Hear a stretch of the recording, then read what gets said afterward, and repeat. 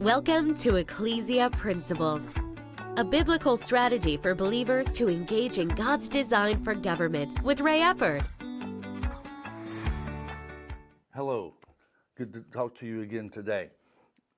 Our text is 1 Corinthians chapter 10, verse 11, where it says, "Now all these things happened to them as examples, and they were written for our admonition, upon whom the ends of the ages have come."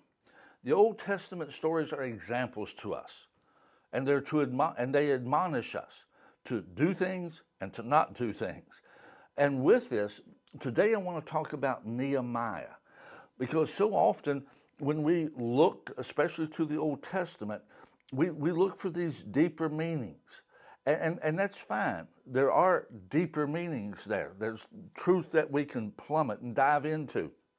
But far too often, we're missing the forest for the trees. You see, Nehemiah was the head of a government project. So often we just think about it from the spiritual standpoint. Well, he was disturbed. If you read the beginning of the book of Nehemiah chapter 1, he was disturbed over the condition of his nation, of his homeland, of Jerusalem. You see, we as believers today, we should be disturbed over the condition of our nation. It should affect us. It should impact us. We should want to see it change.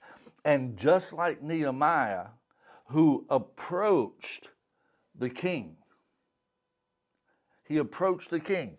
He had sadness that day. And he said he had never went into the presence of the king that way because he could be killed. But because Nehemiah was the cupbearer, which meant he tasted all the liquids before the king did to make sure the king wouldn't die. So I'm sure the king was a little soft-hearted toward him for that. And he asked him what the problem was. And he started talking to him about his homeland, about Jerusalem, about Israel. And at that point, the king assigned him to go back and rebuild the walls, to rebuild the city, to bring it and improve it. You see, Nehemiah had a government project that was assigned to him by the king. It was funded by the government. The king made provision for it.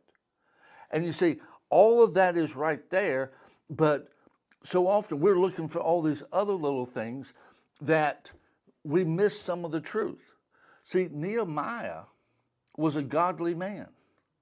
Nehemiah, God had a plan for his life. And his plan for his life was connected to his great concern. And his great concern was for his nation. You see, you may have a great concern for your nation. God's plan for your life, there will be a part of God's plan for your life that is tied to that great concern, just like Nehemiah.